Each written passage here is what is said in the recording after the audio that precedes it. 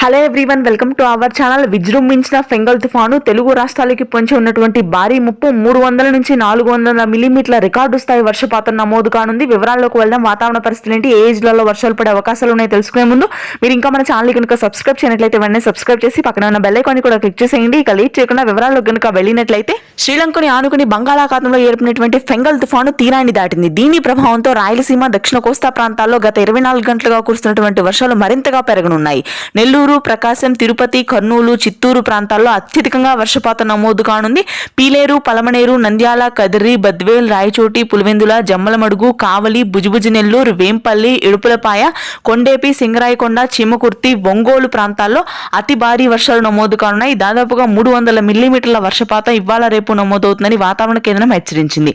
ఇక మధ్యాంధ్ర, గుంటూరు, కృష్ణా, కోనసీమ ప్రాంతాల్లో కూడా దాదాపుగా 100 మిల్లీమీటర్ల నుంచి 150 మిల్లీమీటర్ల రికార్డు స్థాయి వర్షపాతం ఫెంగల్ తుఫాను ప్రభావంతో నమోదు కానుంది. శ్రీకాకుళం, విజయనగరం, విశాఖపట్నం ప్రాంతాల్లో ప్రస్తుతానికి ఆకాశం మేఘావృతమై చిరుజల్లులు మొదలవుతాయి.